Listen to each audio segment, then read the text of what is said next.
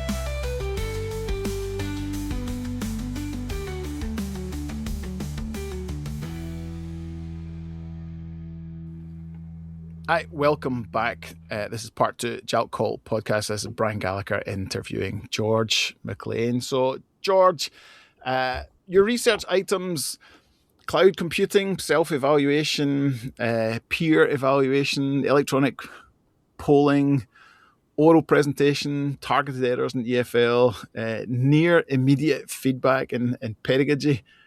Which one of those do you think is maybe your strongest research item, do you think?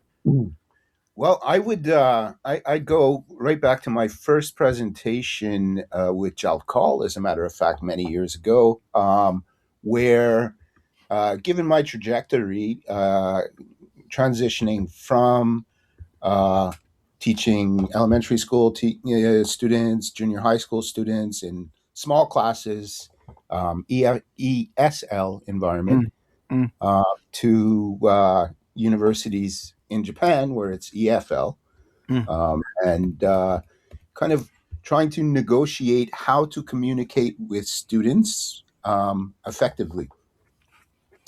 So yeah, early in the game, I got into response units, clickers, I believe they're often called, where I could ask a question and amalgamate responses from all students, Right. which hopefully kept them a little bit more involved, like feeling some obligation to respond to teachers' questions and have them processing what I was saying or asking them to do a little bit more methodically.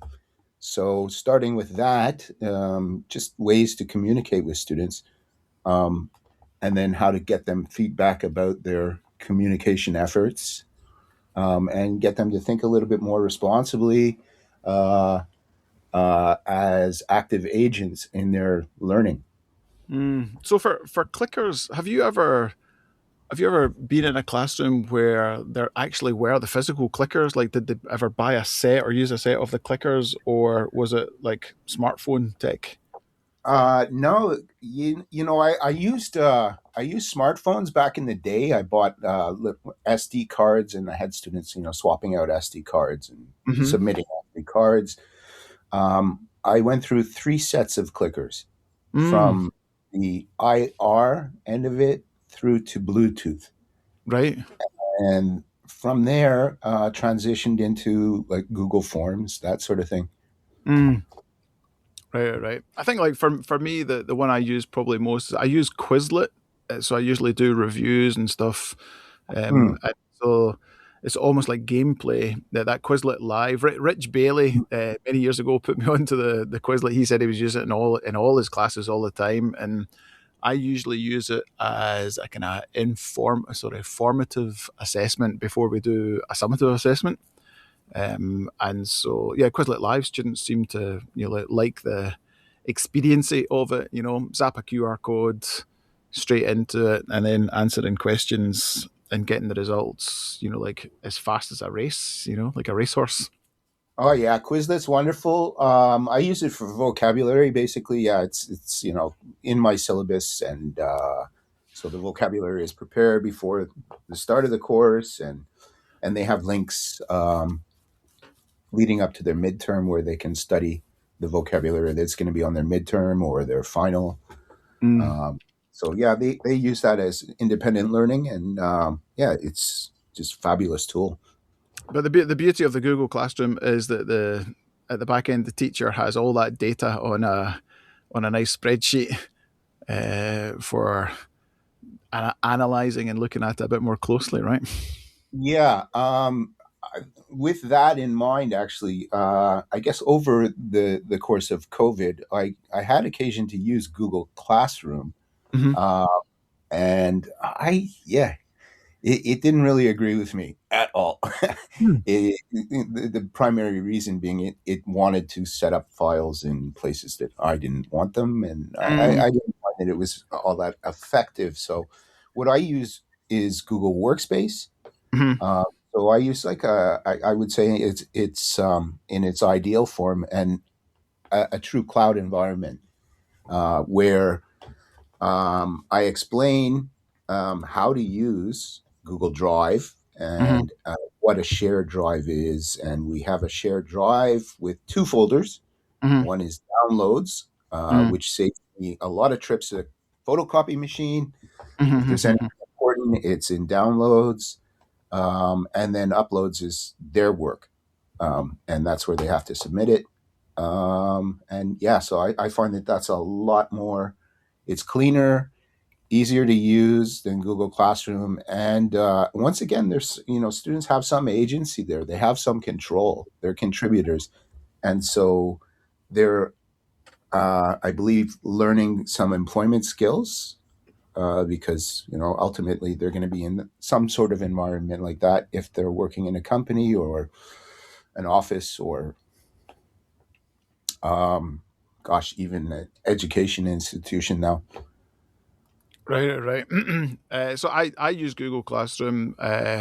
In Google Classroom, the good point is also the bad point. The kind of the good point is that it is very stripped down, and there are not many options. Even like color of text is not. I Mm, mean, I'd love to be able to see where teachers could choose, like as well as like bold and italic, that you could actually make something red, that stands out instead of it just being like kind of black text. But I use Google Classroom quite yeah. effectively. But yeah, so the Mm, the downside is it's too simple, but that's also the plus because it takes away confusion. I think like for people that are using Microsoft Teams, I think of Teams as being kind of like the more professional package. Like Classroom is really for like right. students.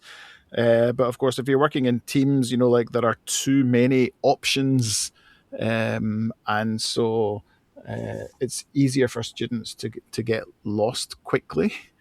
But I think if you can if you got quite proficient students, like yeah, as you said, you can get them more ready for the workforce. Like so they can learn all the tools or a lot of the tools. Um, so one Yeah. I used to use years ago was Edmodo. Have you ever used Edmodo? Once again, yeah, no, I had a look at it, but I didn't use it. And yeah, I like what you said about a stripped down version of something. Mm. Really appeals to me. And thinking about our audience, I guess most of our audience would be either using maybe Google Classroom or Moodle Mm. or Google Workspace. Some people possibly Ed Moodle, that sort of thing. Um, one of the big things that I've come up with, it's been an evolution really, but especially during COVID, where it was just it was so difficult to have students online and really just casting about trying to figure out what was going on. What I settled on was just a spreadsheet, one spreadsheet, and Mm. it's in my syllabus, and it's called grades and homework, and they need to open it every class.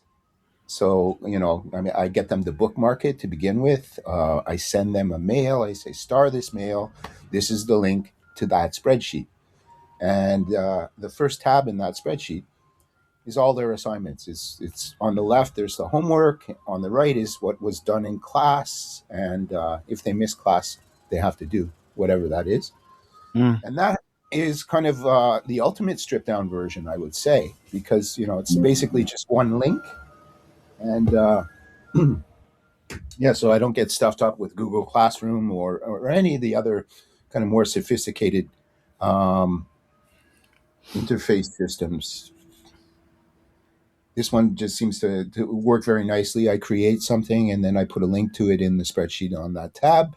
And it's available right away to the students because, yeah, I mean, some of them really pick up on the cloud and they're using they're using Drive, etc., very proficiently. But some people, I mean, there's only so much amount of time that you can devote to that in 15 lectures. So for those that don't, I just use a spreadsheet and links.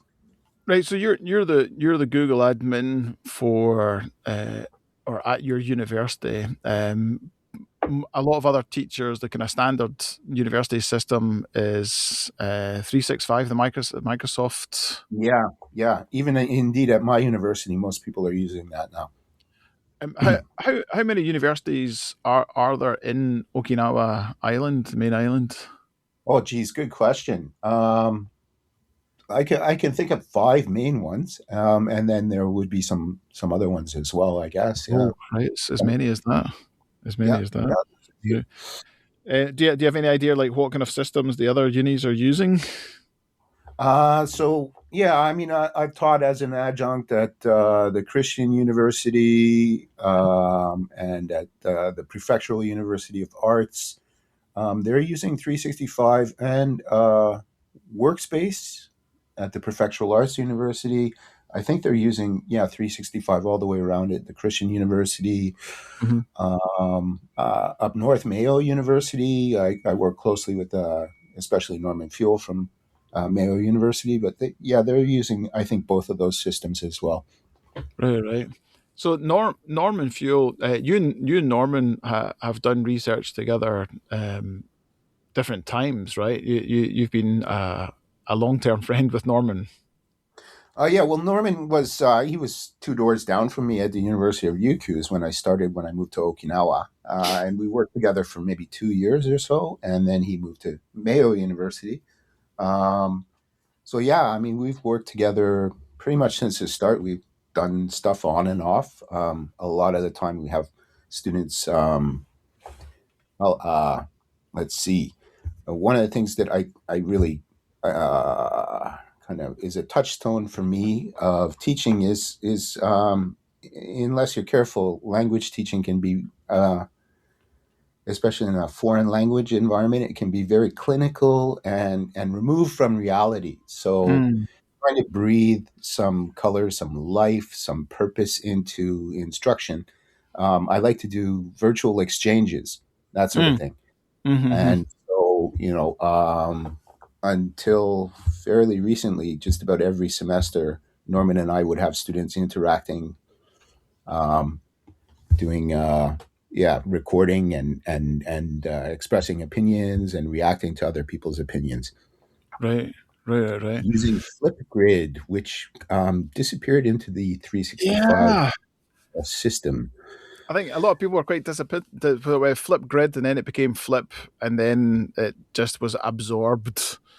I think I used to use Flip for discussion classes, so students would leave a video comment at that was their homework every week, and then like we let them comment on each other's videos, so it was kind of cross collaboration, kind of like within the class. We didn't go outside of the class, although one teacher did have a project with a coil project with New York, where they were doing like asynchronous videos. Yes. But yeah, Yeah. when when Flip was absorbed, we we scrambled because they did it at the end of one semester, and we still had Yeah. the next semester to go. So we scrambled. Some people were um, trying to use different systems, and I actually just stuck with Google Classroom and said just submit, just post in the regular stream your raw video, and then have students. So actually, that it works nicely there on its own. But Flip was quite good because it was grouped together. Yeah, I'm getting nostalgic now. Yeah, Flip was super easy to use. My workaround now is, yeah, I occasionally have students that have an Android phone, but just about everybody has Apple phones, so it's quite easy to record either Right, just their voice or to do a video and upload that to uh, a shared file folder in the shared drive. right. That So seems to Flip, work. Flip, Yeah. of course, was absorbed by Microsoft. So I guess the direct replacement for that is Microsoft. What's the system? Not Microsoft Teams. What's the Microsoft?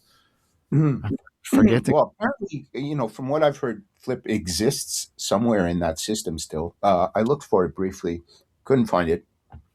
And, I mean, Teams has some really intriguing features. Mm, The Copilot is quite interesting in terms of like what sort of feedback students can extract from that if they're interested.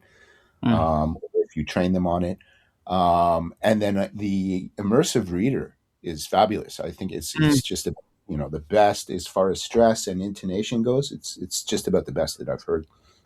Yeah, yeah. So the Google version of that. So like when you play back the video, it will transcribe on a side panel, and so I'll sometimes in class choose a random student and then quickly click on the video. The student says "Yabai, not me" on the big screen, but then pause it and immediately go to the transcript so we can very quickly read through the transcript to see like what the student spoke about. So that for me as a teacher giving feedback, I can obviously read a lot quicker than trying to watch through video because of course most video players only play back at 2.0 speed, and so having a transcript, like I feel like I can go like 10 times. Yeah, it's helpful, definitely.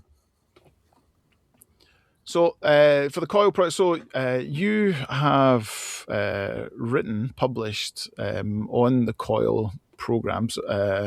So one of them we did with was it Tan, Nago, Toya, and yourself was insights derived from two multinational coil exchange contexts.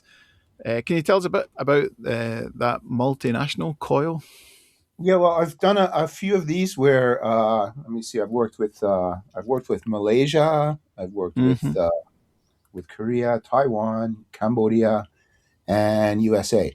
Mm. Um, and so yeah, and I'd like to work with other places. One of the big problems is, of course, when you're talking about something like coil, you have synchronous and asynchronous Mm. exchanges, Mm. Mm. and synchronous can be really problematic because of time zones and different scheduling for classes, that sort of thing. And it chews up a fair bit of lecture time if you're actually doing it in class. So a lot of Mm. what I've done has been asynchronous, Mm-hmm. uh, and that is a lot more effective, I find. Right. So uh, of course, with coil projects, so there's usually one cohort of students in one area and another in another. That's how I always imagine it. It's kind of like digital pen pals, like they're one group goes to another, but it could be more complex than that, right? There can be multiple groups. Absolutely, yeah. The COIL. So let's see. In Japan, Koyo University is Osaka Metropolitan University, Kansai University, Ibaraki University, Sophia, Reitaku, and my university, University of Ryukyus. I thought Nanzan was a COIL university as well, Nanzan, but Right. maybe not this time around. So and it's this was set up by SUNY, the State University of New York, and Hmm. it's all over the world. And they have a conference for it every year that can be very interesting. Actually, the publication you mentioned was prepared for that conference. Um, but yeah, it's really what it's about is just introducing something that's a little bit more has a bit more of the real world element. Hopefully, there's some meaningful exchange going on, some thought about culture, and then of course, always in an EFL environment, the challenge, particularly in countries like perhaps Japan, Taiwan, Korea, is that you have a relatively linguistically homogenous class, and a lot of them might not see the purpose of having to speak to each other in the target language. Mm. So putting groups together where they don't have a common language, it can also be really effective. So one of our speakers that's coming to JALCALL 2026 in Nishinomiya is going to be Tom Legg from the Study Abroad SIG, and Tom's used COIL projects, and we were having this discussion of is COIL a replacement for study abroad, or is COIL a precursor to study abroad? What are your thoughts on that? Well, certainly during COVID, it was a replacement. Right. Uh, Ideally, I think, yeah, using it as a preparatory. And yeah, if you have people interacting before they actually get together, because I mean, study abroad. There's various types, but I mean, often enough, it's taking students abroad for a week or two Mm, weeks, mm. and that time goes really quickly. So the more prep you can have ahead of time, the better. Are you stuck at work in February and just looking for a way to get out of the office? Maybe you're looking for a fun travel destination during your time off. Well, look no further than the Sutliff 2026 conference. That's the Sojo University Teaching and Learning Forum down in Kumamoto City, February 12th, 13th, and 14th. This 3-day event has its main sessions on Friday, with fun events Thursday and Saturday to justify that 4, maybe even 5-day expense trip away from the office. This is our special 10th anniversary, and to celebrate, we're bringing in keynote panelists from across southern Kyushu. Thursday night's event is BYOP, that's Bring Your Own Poster. We'll have some drinks, appetizers, and then everyone's encouraged, though not required, to bring in an A4 or A3 poster to spark some conversations. This is different from the vetted poster session we'll have on Friday, though if you want to bring that same poster in on Thursday night, that's fine too. After the main conference on Friday, Sojo will shuttle us down to our networking dinner. It's always full of great food and great conversations. Saturday morning, we'll have a castle tour. Kumamoto Castle is one of the big 3 castles of Japan, so if you haven't seen it yet, now's your chance. The call for proposals is open now. The link is in the description, or just search for us. That's Sutliff, SUTLF 2026, and should be the first thing that pops up. All right, that's all from me. We'll see you in February. Oh, sorry about that. We're on a roll. That's always when your wife calls you, right? Yeah. So I remember there was one year when we were, I think it was probably PySig was doing PySig was doing a small conference in Okinawa, and we were in one of our literal breakout rooms. I think it was like a hotel room, and my wife phoned, and I thought, oh my God, what's going on? I came outside, and she said, is it okay if I buy a refrigerator?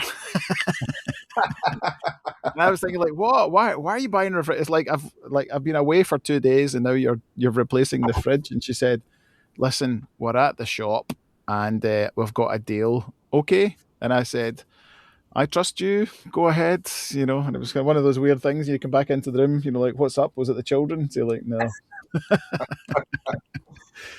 It seems to be that way, like when I go away for a conference, that sometimes the Obachan turns up, Chiho's mother, and like suddenly I find out that something's been replaced, like a rice cooker or something. It's usually something that has taken me a long time to learn how to use, and then Right.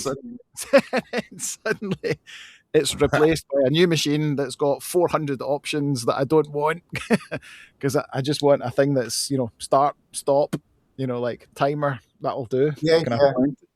Yeah.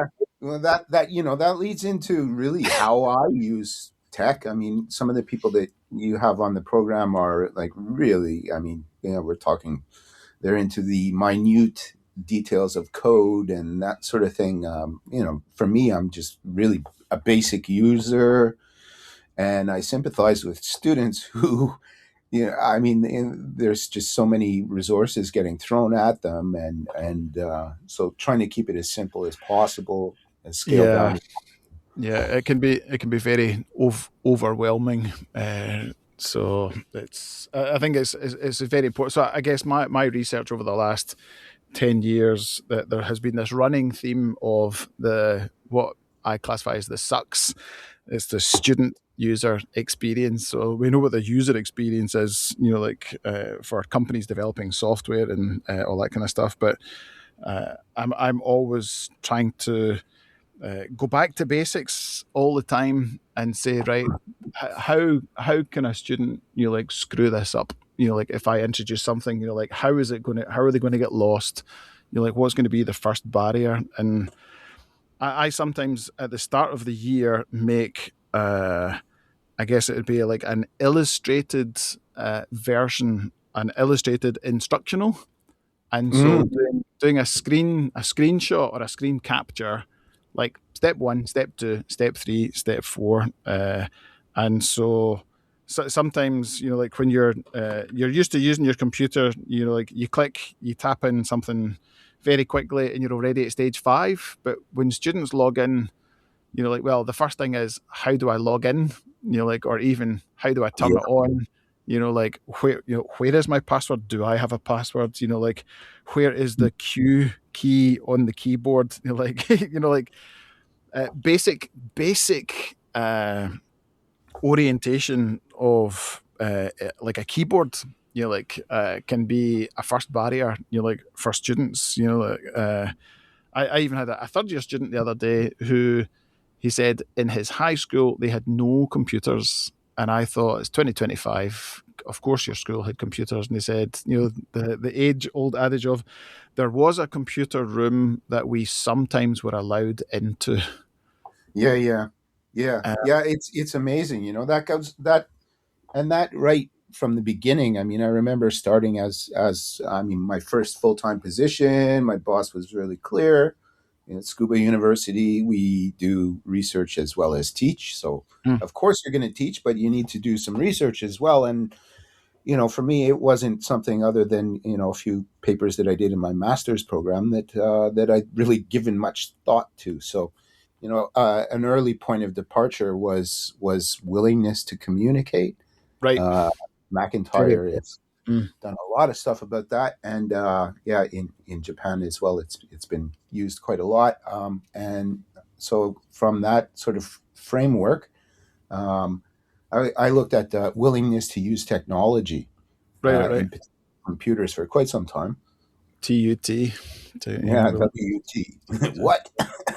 Right. So your master's, so MA in TESOL, that was at Temple University. Yeah, TESOL and SITE. So SITE is technology and education as well. Technology and education. Although there wasn't a whole lot But yeah, it definitely put me onto that sort of way of thinking as well.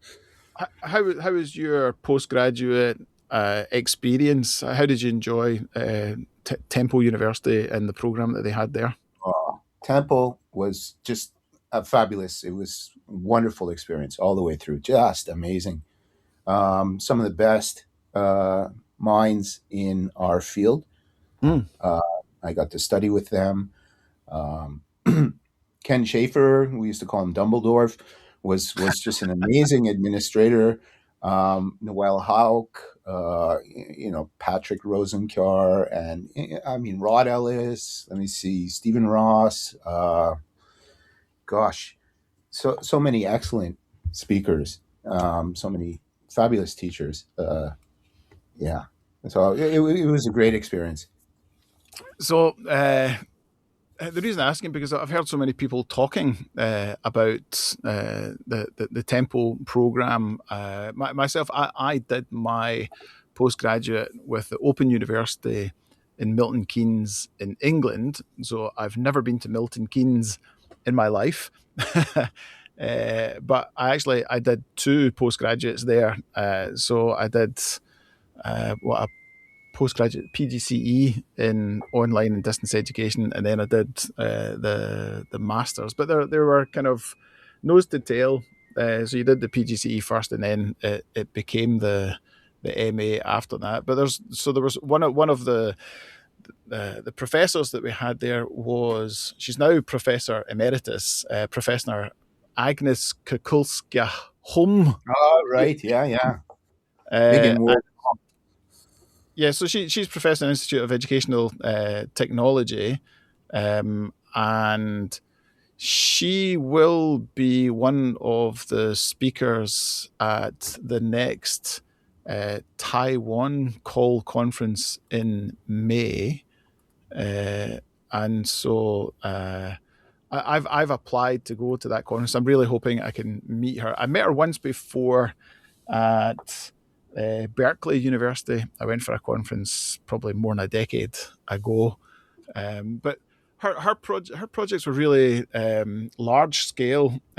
So she specialised in mobile learning, and she did collaboration with Sweden and Norway and Canada and Italy, Spain, China, Singapore, Hong Kong. So I guess like if you're living in the UK, there's a lot of people want to do collaboration with UK institutions. And so she also worked with Oxford University Press and the British Council and Cambridge. And so I guess quite a lot of the projects that she did were the British version of the Japanese kaken. So she did mobile learning for immigrants and for refugees. So of course they really need to learn language with some expediency, and so she had set up programs in order not only to gather data, but just in order to get the language taught really quickly to those groups. So Yeah, I'm really it's the mobile learning aspect of things is quite compelling because mm, everybody has a phone, right? Not everybody has a computer. They don't lug right. around a computer. So yeah, I mean, I've enjoyed integrating the mobile aspect of things into what I'm doing a lot of the time. Like now, with USB-C, I'll plug my phone in and I'll demonstrate often enough. It'll show up on the projector screen how to do something on their phone, Mm. and pretty much everything I do can be done on the phone. Although some of the writing is I ask them to use their computer for writing. Other than that, a lot of it can be done on the phone. Well, yeah, sometimes I find it's faster saying to the students, can you do it on your phone? Is faster than actually doing it on the computer in the classroom. You often have to say to students, like in a classroom, there's also, if you're using the Wi-Fi, that your computer is competing with your phone for the signal. Turn one of them off, and the other one will work faster. You'll get you'll get the connection if you're not getting one with the other. But yeah, I guess the smartphone processors now are super fast, and students may be upgrading their phone quicker than they would upgrade their computer. I think most students would have their computer uh, for the whole duration of their time at university, right? They probably have one computer. Yeah, generally speaking, and yeah, I see some horrid things being done to computers, but yeah, with their phone, I mean, they treasure their phones, and it's amazing. Especially, I'm not sure about Teams, but certainly with Google Workspace, all of the applications are free and very easy to use on a phone. So I think across Japan, I did a study a number of years ago, and you contributed to that. Thank you very much. And it was looking at what kind of mobile devices students are using across the country. So we did all the way from Hokkaido down to Okinawa, and so region by region, it was nearly all Apple, iPhone,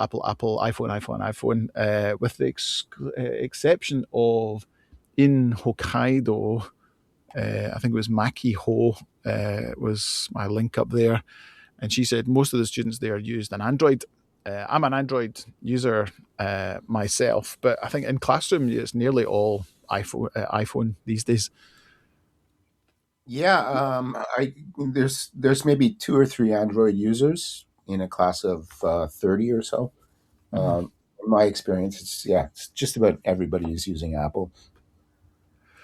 So COIL has been a big part of your research as well, but you've also done work with Moodle and Google platforms. So there was one research that you did with Don Hinkleman, which was classroom approaches to peer and self-assessment of spoken performances.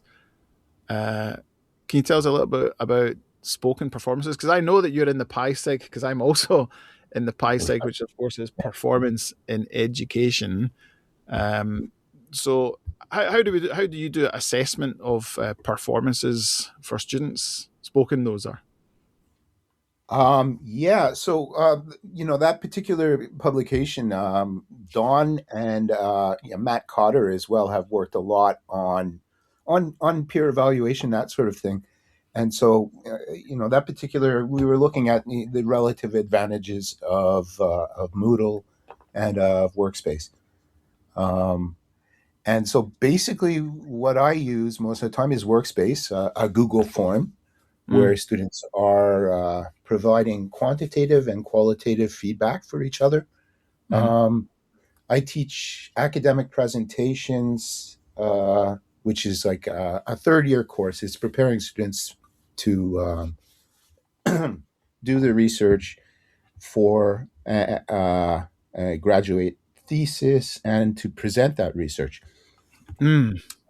So, I mean, we start with easy presentations so that they can relax being in front of people and presenting. So could start with something easy enough, like even just summer vacation or something like that, but getting into research a little bit later on where they actually conduct research with Google Forms and present it, talking about their data.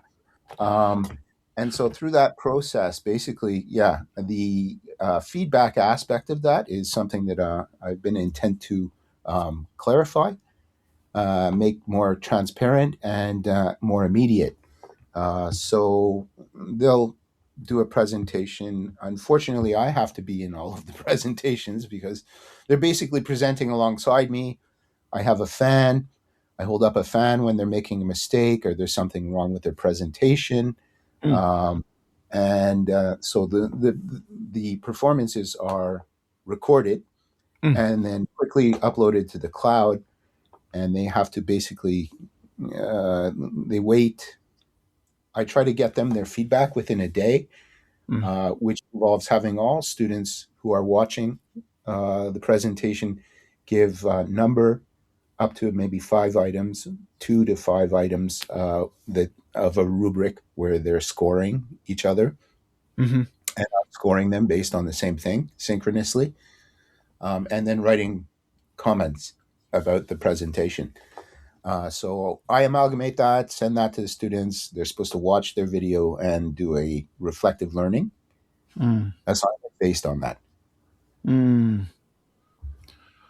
So that was one of your CACEN projects. That was a project that ran from 2020 to 2024, right? Yeah, basically all of my projects have been involving feedback and accelerating that process, improving communication, transparency, and student agency. Right, and so there's quite a lot. So that for that project, there were quite a lot of researchers. So there was yourself, Norman, Barry Keith, Catherine Song, Adam Murray, David Kluge, Don Winkleman, Matthew Cotter, and Bricklin up in Hokkaido, right?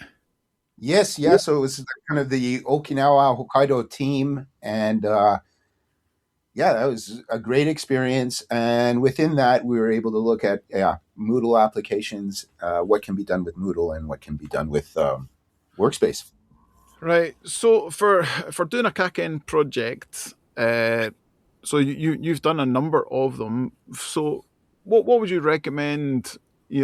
Is the manageable size? Like, is it better to have more people on the project, or fewer, or is there a kind of Goldilocks, kind of comfortable number that works best for collaboration? That's a good question, and I guess it depends on what sort of administrator you are, how much time you want to spend administrating things. In my case, it was fairly laissez-faire. As I said, we had people that were really dedicated and well along in their use of Moodle and Workspace. A smaller group might be a little bit easier to manage. I think the main thing is to make sure that, CACEN involves research, and hopefully it's something that is replicable. And there's enough, a good deal of presenting and publishing based on that. It's, in the final analysis, the research, at least that I'm doing, is not going to develop a new system of like a physical system. It's about procedures for education and making them readily accessible, useful for students, and something that can be replicable.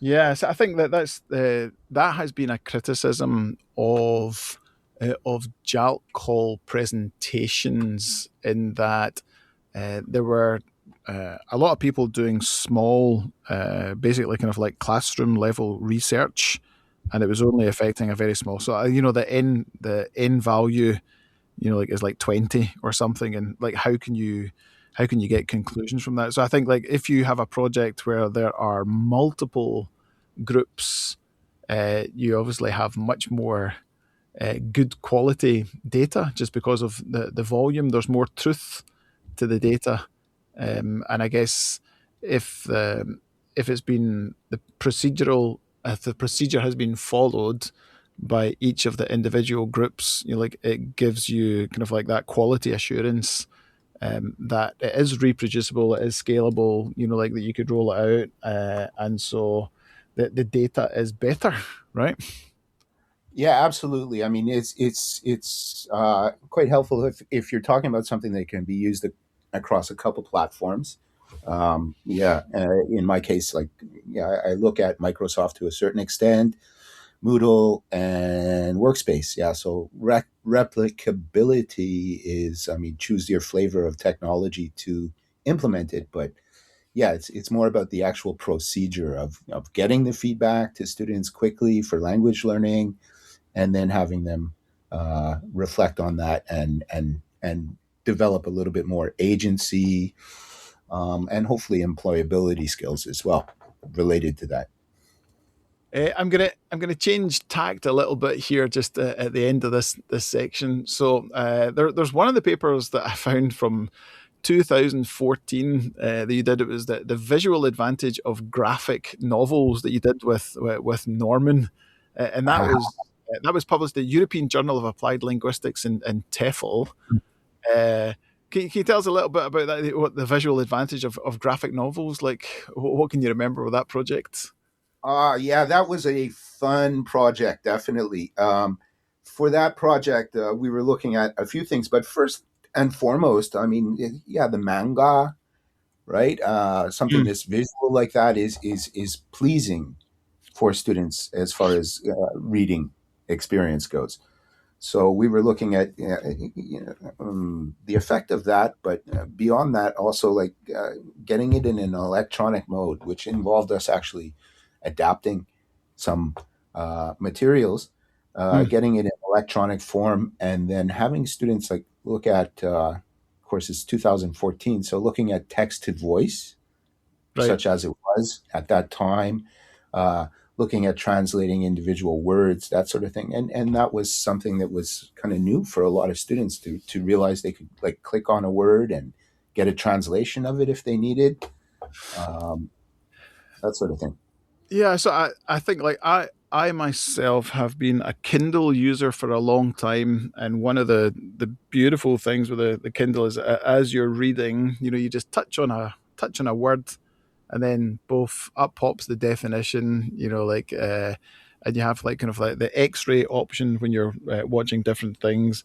It becomes for me, it it's a better user experience because it's right there and it's instantaneous, and I feel like I learn much more from it.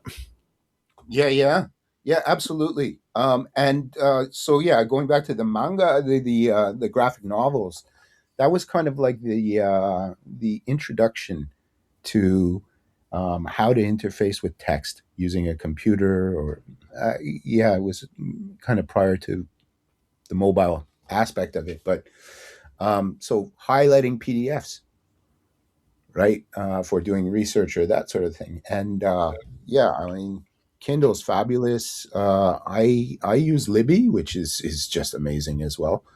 But there's yeah, so many applications now that that allow you to look at where you have highlighted something that you found important, um, and translate it if need be. Super useful. It's great stuff. Right, that's us for section 2. Join us in section 3 where we're going to wrap up. See you after the break, everybody.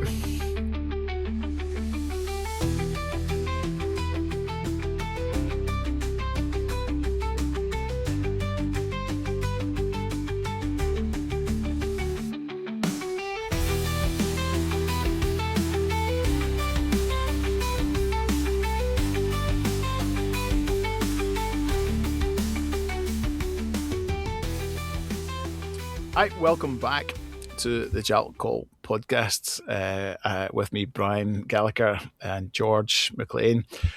George, we've covered quite a lot, but it's only the tip of the iceberg of all the things that you have done. But in this last part here, I want us to talk about something that you and I share in common is that we're both members of the Performance in Education SIG for JALT, and you've done different projects for Pi. Just some of them, if we just go through a few quickly. Performance in Education nationwide task macro evaluation project. You did immediate feedback and the use of polling systems for EFL instruction, and more. So, how long have you been in the Pi SIG? And I guess before then it was speech discussion and debate, right? Yeah, yeah. So it's been quite some time. Yeah, easily about 10 years being involved in it, and I just find it's their conferences are incredibly inspiring. I always come away with just amazing ideas. There's so many creative people involved, and when we say performance in education, some people kind of shy away from that because they feel like, oh gosh, that's like, what are we going to do? Standing in a circle, holding hands, and or what's involved in it? But it's just so practical. So many of the things that are going on, and once again, it's just part of my career has been definitely striving to make things meaningful in a classroom situation where students are not always focused when they come in. Right. So yeah, I mean, so many of the activities that I've learned from members of the PISAIC are just great for that. Yeah, there's lots of usable stuff. So, of course, you were talking about coil projects before. So, try to make the experience, like as natural as possible. So, I think for me, performance in education, performance. I talk with my students a lot about performance. If they're doing a speaking test, like it's all about your performance. Because the examiner doesn't know what you know unless you tell them. So you have to perform it. Don't use your regular shy voice if you are regularly shy. Oh yeah. You've got to perform. You've got to put on the performance. You've got to put on the show in order to get the score that the kind of assessment requires of you. So I teach classes. English communications, of course, there's a speaking test and there's a drama skit that they have to do, and we also do movies. I teach discussion classes, and so all the different parts of voice and inflection, and really trying to drag information out of people in discovery. And I teach debate and public speaking, which I'm really enjoying. The debate course is wrapping up next week. But saying to the students, it's all about the performance. I know you've got a bit of paper with some information, but you have to perform. To really get the confidence of the audience and try to win. Absolutely. I've been working on TOEFL and TOEIC recently with my students, and if you look at what ETS has to say about the evaluation component for that. It starts with pronunciation, and then the very next thing is stress and intonation. So some sort of performance-based context for trying to get students to maybe, as you say, get out of their shell, get away from their shy voice, and perform is quite helpful in that respect. So I mean, I don't know. I've been using readers theater quite a lot, and then also teaching some choral reading and shadowing. So a lot of the listeners won't know what we mean by readers theatre. Can you explain a little bit about that? So readers theater is basically taking some classical works, the Brothers Grimm, for example, Goldilocks and the Three Bears, or really really simple things where you're not getting into complicated vocabulary or grammar structures, and then taking that and having students perform a certain amount of it. Often enough, it's quite short. It's like 3 to 5 minutes, something like that.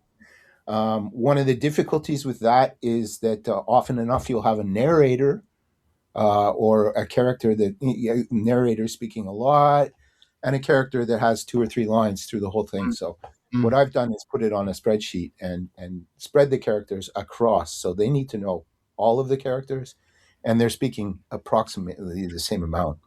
Right. Right. So I think even back to very, very early days, probably everybody, well, not everybody, but a lot of people around Christmas time when they were a child, they were involved with a nativity play where, 2 lucky people got to be Mary and Joseph, but other people were like shepherd number 3, or Right. king number 3. And you're thinking, or tree in the background, number 4. You're thinking, I never had a speaking part. So I think for the readers theatre, so you have a script where every character gets a chance to speak and to interact, and it's a great way of getting all the students on board in some part and being involved in a production together? Yeah, they like it too. They quite enjoy it from what I've been able to divine in the last 2 or 3 years of using it. It's been So quite effective. 2 years ago, I presented at one of the small Nagoya conferences, and I had been using a little bit of AI to create scripts. So basically, written a prompt that generated a script that could be acted out for a certain number of players. And I found that the AI actually created, well, there was a number of different kind of plays. If I put in the different things I was asking students to do, so create so many characters, and there has to be a theme, and there has to be a dilemma or problem, then there has to be, it has to provide everybody with at least 3 to 4 minutes of speaking, and so I wrote the whole prompt out, and I got some quite good short Reader's Theatre's kind of scripts that I could use. It was very effective. I'd used it in classes, as a way of modeling for students before they had to create their own. And so it can be effective to use a bit of AI to do that. But of course, there's a lot of finessing and finagling to get it to be a kind of quality product. But are you going to be presenting at the Okinawa conference in February? Yes, we have the STEAM conference coming up in February, February 20th, 21st, 22nd at the Tirudu Center, which is maybe 5 minutes from the airport, 10 minutes from the airport. So it's the Okinawa Prefectural Gender Equality Center, which is really it's like a community center, right? It's a municipal building, right? Yes, it is. Yeah, and so we'll have publishers there, I believe, and a space to look at educational resources for the coming year, and 2 or 3 rooms of presentations going on at the same time, some posters, hopefully some student sessions. Tom Robb is a giant in the field. In my first international conference, he was the chair. Yeah. Yes, Professor Emeritus at Kyoto Sangyo University. He's the editor-in-chief of Tessely J, Extensive Reading Foundation. I believe he's a founder of that, amongst many other things. The M Reader that a lot of students in my uni use for the reading courses. M Reader, yeah, he started that, right? No, he's done so many things for the field. So I'm really excited to have him come. I'm looking forward to that, and I'll be presenting 1 or 2 things with Norman about AI and performance in education.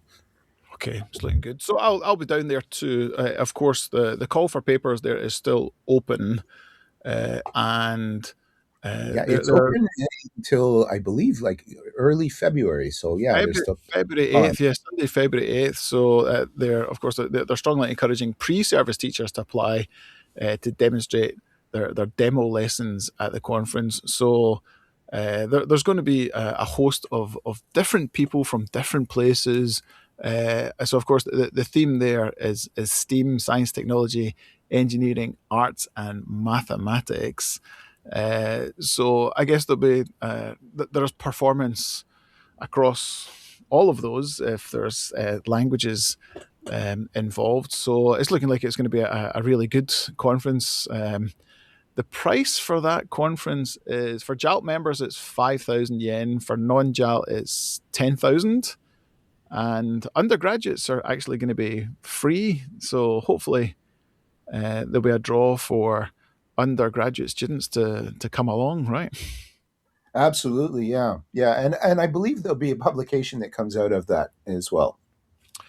Well, of course, as you know, but the listeners don't, I am the publications. I'm not an officer, but I take care of the care of the publications. So yeah, those publications go out through Kindle Direct Publishing. So they're featured on the Amazon store, which makes them very clickable and linkable for your resume. And the quality of the publication is very good. Last year, in fact, maybe the last 2 years, we had probably about 12 or 15 articles in the publication. So that's a post-conference publication. So yeah, I guess there's work to be done at the back end when that one is finished. But I'm looking forward to coming down to Okinawa. Oh, it should be a great time. And I mean, pretty much regionally speaking, I'm amazed. Like, I mean, there's a direct flight from Hokkaido to Okinawa. Any of the major urban centers in Japan it's quite cheap to fly to Okinawa, surprisingly. Right. And same for Korea, Taiwan, Hong Kong, a number of places. And yeah, I believe we have quite a contingent coming from Hong Kong.